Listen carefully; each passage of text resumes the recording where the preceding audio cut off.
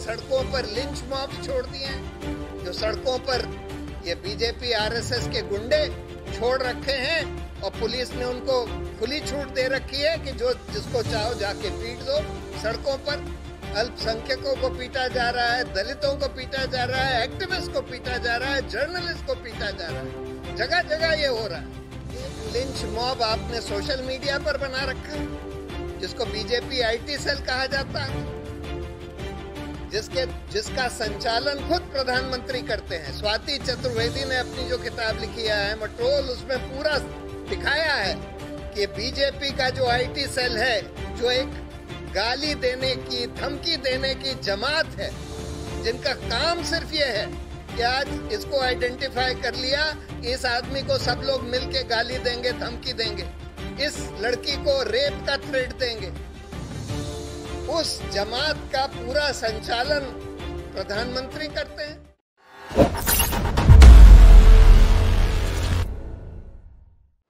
आज का अगर हम लोकतंत्र की हालत इस देश में देखना चाहते हैं तो पिछले कुछ दिन के कुछ दृश्यों को याद करिए। कल 83 साल के प्रोफेसर स्टैन स्वामी को अपने आश्रम से नेशनल इन्वेस्टिगेटिंग एजेंसी ने गिरफ्तार किया, ये आरोप लगाते हुए यूएपीए में अनलॉफुल एक्टिविटी, जो कि एक टेररिस्ट के खिलाफ एक एक्ट है। एक जेसुइट प्रीस्ट जिन्होंने अपनी पूरी जिंदगी वहाँ पर आदिवासियों के लिए लगा दी, आदिवासियों की ज़मीन बड़ी बड़ी माइनिंग कंपनियों से बचाने के लिए, आदिवासियों को शिक्षा प्रदान करने के लिए, आदिवासियों को स्वास्थ्य सेवाएं प्रदान करने के लिए, ऐसे आदमी को एनआईए कहती है, जो कभी भीमा कोरेगांव गए नहीं, उनको भीमा कोरेगांव की कॉन्स्पिरेसी में यूएपीए में एक बिल्कुल ड्रैकोनियन कानून जिसमें कि बेल नहीं मिल पाती और ये केस सालों साल तक चलता है, उसमें अरेस्ट कर लिया। दूसरा दृश्य देखिए कि पिछले 3.5 महीने से हमारी मीडिया एक लड़की रिया चक्रवर्ती के पीछे पड़ी थी कि उसने सुशांत सिंह राजपूत को मार दिया, एक एक्टर को, और 3.5 महीने से मीडिया में यही चल रहा था, जैसे कि और कोई बड़ा इशू है ही नहीं, और एक बिल्कुल बेकसूर लड़की के पीछे पड़े हुए थे सारा ध्यान भटकाने के लिए। कुछ दिन पहले हाथरस में एक 19 साल की लड़की का रेप हुआ, गैंग रेप हुआ, उसकी हड्डी पसली तोड़ दी गई, उसकी रीढ़ की हड्डी तोड़ दी गई और उसकी मौत हो जाती है कुछ 2 हफ्ते बाद। और पुलिस ने, उत्तर प्रदेश की पुलिस ने उसके माँ बाप को बगैर उसकी बॉडी दिखाए, बगैर उनकी राजी से उसकी बॉडी जला दी। और जब लोग इसके खिलाफ प्रोटेस्ट कर रहे हैं, इसके खिलाफ आवाज उठा रहे हैं, चाहे वो दलित समुदाय, दलित लड़की थी ये, चाहे वो दलित समुदाय के हों, चाहे किसी और समुदाय के हों, चाहे वो ह्यूमन राइट्स एक्टिविस्ट हों, तो वहां का मुख्यमंत्री ये कहता है कि ये एक इंटरनेशनल कॉन्स्पिरेसी है दंगा भड़काने के लिए और कहता है कि हम उसी तरह से काम करेंगे जैसे दिल्ली पुलिस काम कर रही है दिल्ली के दंगों के मामले में।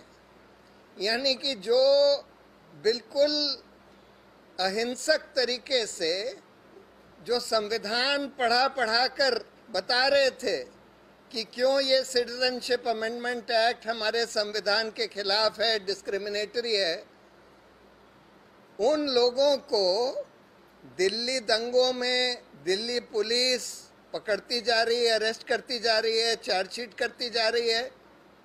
और जो लोग वीडियो पर हैं जो कह रहे हैं कि भाई गोली मारो सालों को वगैरह वगैरह, कपिल मिश्रा और ये ठाकुर, अनुराग ठाकुर वगैरह, उन लोगों को पूरी खुली छूट दी हुई है। चौथा दृश्य देखिए, सरकार एक कानून लाती है किसानों के बारे में, जिस कानून का मकसद ये है कि जो एग्रीकल्चरल प्रोड्यूस किसानों का होता है उस पर सारा रेगुलेशन, मिनिमम सपोर्ट प्राइस खत्म कर दिया जाए और किसानों को बड़ी बड़ी अडानी अंबानी जैसी कंपनियों के हाथ में छोड़ दिया जाए। उस कानून को राज्यसभा में बगैर वोटिंग के पास करा हुआ घोषित कर देती है, जबकि साफ था, क्योंकि इस सरकार के जो एलाइज थे वो भी इसका विरोध कर रहे थे और उनकी मेजॉरिटी राज्यसभा में नहीं थी। फिर भी रूल ये कहते हैं कि जब एक आदमी भी डिमांड करे, राज्यसभा का एक मेंबर भी अगर डिमांड करे कि भाई हमको डिवीजन यानी कि वोट की काउंटिंग चाहिए, तो राज्यसभा का चेयरमैन, डिप्टी चेयरमैन जो भी वहां पर बैठा है उसके ऊपर बिल्कुल बाध्य है कि वो वोटिंग कराएगा और सबकी वोट काउंट करेगा। लेकिन बगैर वोटिंग के डिक्लेयर कर दिया जाता है कि बिल पास हो गया और उसके बाद ऑपोजिशन के जो एमपीज जो प्रोटेस्ट कर रहे थे इसके खिलाफ, उनको बर्खास्त कर दिया जाता है, उनको सस्पेंड कर दिया जाता है। 2 दिन पहले 5वां दृश्य देखिए, हमारा संविधान हर नागरिक को इकट्ठा होकर प्रोटेस्ट करने का मौलिक अधिकार देता है, अभिव्यक्ति की आजादी देता है। सुप्रीम कोर्ट का पुराना 60 के दशक का एक जजमेंट है कॉन्स्टिट्यूशन बेंच का, हिम्मत लाल शाह, जो ये कहता है कि पुलिस ये नहीं कह सकती कि भाई पार्क में प्रोटेस्ट नहीं हो सकता, सड़कों पर प्रोटेस्ट नहीं हो सकता। संविधान ये कहता है कि ये अधिकार ऐसा मौलिक अधिकार है जिसको आप रिस्ट्रिक्ट सिर्फ इस ग्राउंड पर कर सकते हैं कि नेशनल सिक्योरिटी या पब्लिक ऑर्डर। और पब्लिक ऑर्डर का ये मतलब नहीं है कि वे पार्क में लोग घूमना चाहते हैं या सड़कों पर लोग चलना चाहते हैं, इस वजह से अगर ये प्रोटेस्ट किसी थोड़ी सी देर के लिए किसी सड़क को ऑब्स्ट्रक्ट भी कर रहा है या पार्क में जो लोग घूमना चाहते हैं उनको ऑब्स्ट्रक्शन भी हो रहा है, तो ये पब्लिक ऑर्डर का ब्रीच नहीं है। और आप इस ग्राउंड पर ये नहीं कह सकते कि भाई पार्क तो सिर्फ पार्क में घूमने वालों के लिए होता है, प्रोटेस्टर्स के लिए नहीं होता।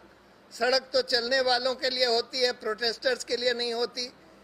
प्रोटेस्ट का राइट उतना ही महत्वपूर्ण अधिकार है, बल्कि ज्यादा, एक लोकतंत्र में ज्यादा महत्वपूर्ण अधिकार है, बजाय इसके कि सड़कों पर लोग चल सकें या पार्क में लोग घूम सकें।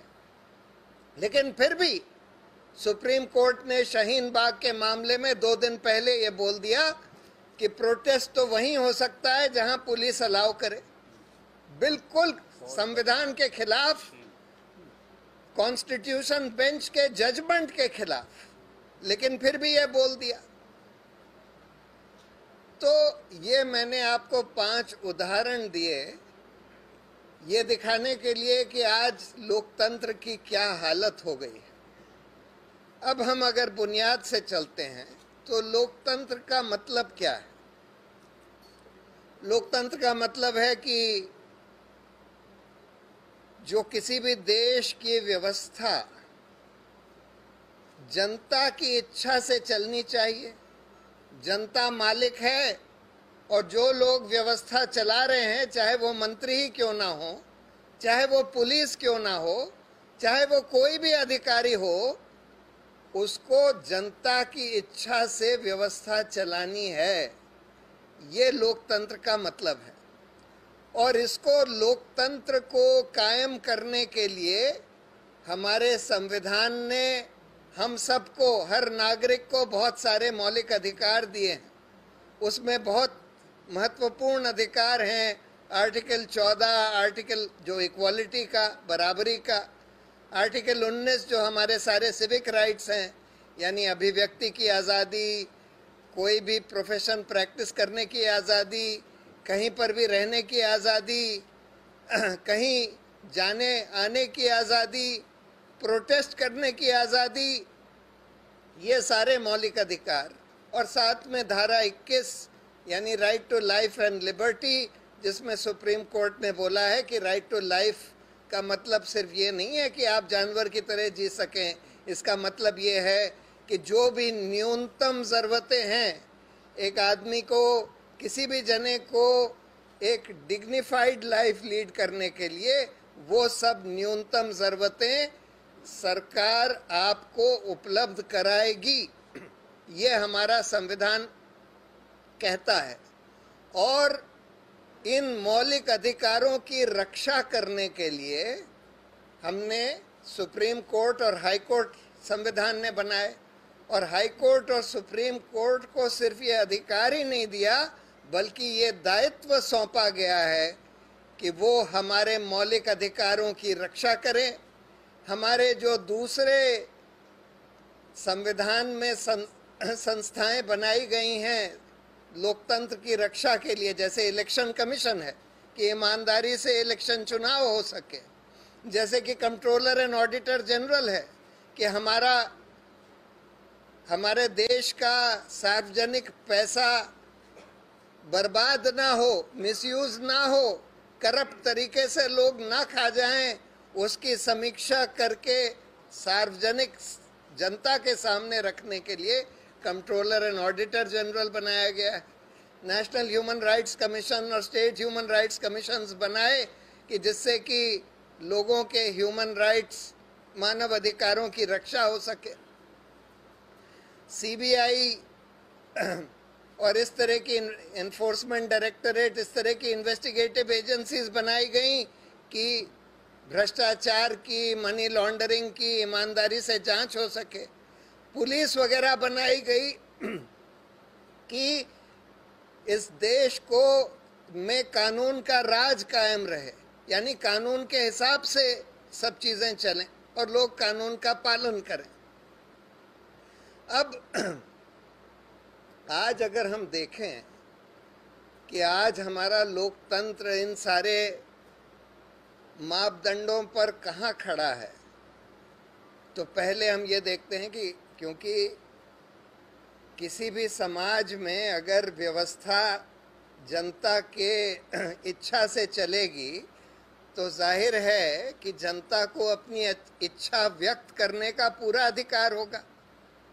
यानी कि जनता को ये भी अधिकार है ऑब्वियसली कि अगर मंत्री लोग या सरकार कुछ गलत काम कर रही है तो उसके ऊपर, उसके खिलाफ हम आवाज उठा सकें। अगर कोई गैर संवैधानिक कानून बन रहा है जैसे सिटीजनशिप अमेंडमेंट एक्ट, उसके खिलाफ हम आवाज उठा सकें। पार्लियामेंट में खुली चर्चा हो सके। पार्लियामेंट में जो कानून बन रहे हैं, कानून बनने से पहले कम से कम जनता को पता लग सके कि भाई ये कानून प्रपोज किया जा रहा है, जिससे जनता अपनी राय उन कानून के बारे में भी व्यक्त कर सके। अब आज अभिव्यक्ति की आज़ादी का क्या हाल हो गया है? जो जना सरकार के खिलाफ बोलता है उसके ऊपर सेडिशन का केस बना दिया जाता है। जो कानून अंग्रेजों ने बनाया कि आप सरकार के खिलाफ बोलेंगे तो आप सेडिशन का ऑफेंस कमिट कर रहे हैं, वो कानून आज तक चलाया जा रहा है। लोकतांत्रिक देश में जिस कानून की कोई जगह नहीं है, सरकार के खिलाफ बोलना तो हमारा मौलिक अधिकार है। अगर सरकार कुछ गलत काम कर रही है उसके खिलाफ आवाज उठाना हमारा मौलिक अधिकार है। लेकिन फिर भी सेडिशन का कानून 62 में सुप्रीम कोर्ट ने एक जजमेंट दिया, क्योंकि ये कानून चैलेंज किया गया कि भाई हमारे लोकतांत्रिक देश में मौलिक अधिकारों के खिलाफ है, हमारी अभिव्यक्ति की आज़ादी के खिलाफ है। तो सुप्रीम कोर्ट ने बोला कि हाँ, ये बात ठीक है कि ये हमारे मौलिक अधिकार के खिलाफ है ये कानून, और इसको हम संकुचित कर देते हैं। अगर आप लोगों को हिंसा के लिए भड़काएंगे और पब्लिक डिसऑर्डर क्रिएट करने के लिए भड़काएंगे और उससे सरकार को गिरा देने के लिए भड़काएंगे, तब सेडिशन का केस आपके खिलाफ बनाया जा सकता है, अन्यथा नहीं बनाया जा सकता। लेकिन फिर भी आज हम देख रहे हैं कि कोई जना प्रधानमंत्री को क्रिटिसाइज करता है, मुख्यमंत्री को क्रिटिसाइज करता है, कार्टून ही बना देता है प्रधानमंत्री का, उसके खिलाफ सेडिशन का केस बना दिया जाता है। जो लोग उसमें नहीं आते उनके खिलाफ, जैसे फादर स्टैन स्वामी हैं, क्योंकि वो सरकार के खिलाफ बोलते थे, गौतम नवलखा, सुधा भारद्वाज, कितने लोग हैं ये जो जिस यंग लड़के को उमर खालिद, जिसको दिल्ली के दंगों में गिरफ्तार कर लिया है यूएपीए में, इसकी क्या गलती थी कि सरकार के खिलाफ बोलता था, सिटीजनशिप अमेंडमेंट एक्ट के खिलाफ बोलता था। बोलना चाहिए, ये हमारा सिर्फ अधिकार ही नहीं है, हमारा दायित्व है ये बताना कि भाई ये कानून जो है बिल्कुल गैर संवैधानिक है, आप मुसलमानों के साथ गैर बराबरी कर रहे हैं। आपने बाकी लोगों को सिटीजनशिप का राइट दे दिया, जो रेफ्यूजीज आए हैं, मुसलमानों को नहीं दिया, जो कि हमारा संविधान कहता है आप नहीं कर सकते इस तरह से डिस्क्रिमिनेट। लेकिन इन लोगों को अरेस्ट कर लिया है क्योंकि ये सरकार के खिलाफ अपनी आवाज उठाते थे। दूसरा, आपने सड़कों पर लिंच मॉब्स छोड़ दिए हैं, जो सड़कों पर ये बीजेपी आरएसएस के गुंडे छोड़ रखे हैं, और पुलिस ने उनको खुली छूट दे रखी है कि जो जिसको चाहो जाके पीट दो सड़कों पर। अल्पसंख्यकों को पीटा जा रहा है, दलितों को पीटा जा रहा है, एक्टिविस्ट को पीटा जा रहा है, जर्नलिस्ट को पीटा जा रहा है, जगह जगह ये हो रहा है। और एक लिंच मॉब आपने सोशल मीडिया पर बना रखा है, जिसको बीजेपी आईटी सेल कहा जाता है, जिसका संचालन खुद प्रधानमंत्री करते हैं। स्वाति चतुर्वेदी ने अपनी जो किताब लिखी है आई एम अ ट्रोल, उसमें पूरा दिखाया है कि बीजेपी का जो आईटी सेल है, जो एक गाली देने की, धमकी देने की जमात है, जिनका काम सिर्फ ये है कि आज इसको आइडेंटिफाई कर लिया, इस आदमी को सब लोग मिलके गाली देंगे, धमकी देंगे, इस लड़की को रेप का थ्रेट देंगे। उस जमात का पूरा संचालन प्रधानमंत्री करते हैं और इन लोगों को अपने घर पर बुलाते हैं, जो उस आईटी सेल के मेंबर्स हैं, जिनका काम है सिर्फ गाली देना, उनके साथ फोटो खिंचवाते हैं और वो लोग अपने सोशल मीडिया पेज पर प्रधानमंत्री के साथ फोटो लगाकर कहते हैं proud to be followed by the prime minister. ऐसा कभी हुआ है? और आज तो मतलब सिर्फ अभिव्यक्ति की आजादी पर ही हमला नहीं हो रहा, आज हमारे देश की सभ्यता पर हमला है। ये क्या सभ्यता है कि लोगों को गाली दिलवाओ, भद्दी भद्दी गाली, महिलाओं को रेप का थ्रेट दिलवाओ। आप सच और झूठ के बीच का डिस्टिंक्शन ही एरेज करना चाहते हैं, झूठ फैलाओ। आईटी सेल का दूसरा काम है कि झूठ फैलाओ, नेहरू गांधी परिवार के खिलाफ झूठ फैलाओ, एक्टिविस्ट के खिलाफ झूठ फैलाओ, सबको बोलो कि ये पाकिस्तानी एजेंट हैं, आईएसआई एजेंट हैं, वगैरह वगैरह। साइंटिफिक टेम्पर आप खत्म करते जा रहे हैं। हमारा संविधान कहता है कि सरकार को वो काम करना चाहिए जिससे साइंटिफिक टेम्पर लोगों का इम्प्रूव हो, क्रिटिकल थिंकिंग। यूनिवर्सिटीज का क्या काम है? यूनिवर्सिटीज का काम है कि ऐसे युवाओं को क्रिटिकल थिंकिंग, यानी कि सब चीज़ों पर सवाल उठाना, खुली बहस करना, ये सब सिखाने का काम है हमारी यूनिवर्सिटीज का। आज वहां पर आरएसएस के वाइस चांसलर्स को बैठाकर कोई भी डिस्कशन नहीं हो सकता, कोई सेमिनार नहीं हो सकता, सरकार की आलोचना नहीं हो सकती। जो आलोचना करता है उसको कहते हैं हम यूनिवर्सिटी से बर्खास्त कर देंगे। और कहते हैं कि हर यूनिवर्सिटी में टैंक लगा दो जिससे कि लोगों को देशभक्ति समझ में आए। मतलब आप क्रिटिकल थिंकिंग को खत्म करते जा रहे हैं, आप सच और झूठ के बीच में फर्क करने का खत्म करते जा रहे हैं, आप साइंटिफिक टेम्पर को खत्म कर रहे हैं। प्रधानमंत्री क्या क्या कहते हैं, कल उन्होंने जाकर कहीं बोल दिया कि भाई ये विंड टरबाइन जो है इससे हम हवा से पानी निकाल लेंगे, पानी की प्रॉब्लम सॉल्व हो जाएगी। हम हवा से उसमें ऑक्सीजन निकाल लेंगे, ऑक्सीजन की प्रॉब्लम सॉल्व हो जाएगी। जब बच्चों को एड्रेस कर रहे थे थोड़े 2 साल पहले, तो किसी बच्चे ने पूछ लिया कि प्रधानमंत्री जी ये बताइए कि मोदी जी ये बताइए कि ये क्लाइमेट चेंज क्या है। कहते हैं कि नहीं, जैसे बूढ़े लोगों को ठंड ज़्यादा लगने लगती है तो आजकल हम लोगों को गर्मी ज़्यादा लगने लगी है, कोई क्लाइमेट चेंज की समस्या नहीं। वो कहते हैं कि मैं जब चाय बनाता था तो मैंने एक नाले के ऊपर एक हंडिया लगा ली, उसमें पाइप लगा दिया, उससे चाय बनाने लगा। मतलब आप साइंटिफिक टेम्पर की धज्जियां उड़ा रहे हैं। तो ये जितने लोकतांत्रिक संस्थान बनाए गए हैं लोकतंत्र को प्रोटेक्ट करने के लिए, सब पर कब्जा होता जा रहा है, एक के बाद हो ही गया है तकरीबन। और इसीलिए मैं कहता हूं कि इमरजेंसी के दौरान भी इतना बड़ा खतरा नहीं था लोकतंत्र के लिए जितना आज पैदा हो गया है, क्योंकि आज तो हमला इतना भयंकर हमला है। मतलब ये सरकार तो बिल्कुल फांसीवादी सरकार है जो लोकतंत्र में विश्वास ही नहीं करती। अगर आपको हमारे वीडियोस पसंद आए तो प्लीज लाइक करें, सब्सक्राइब करें और शेयर करें।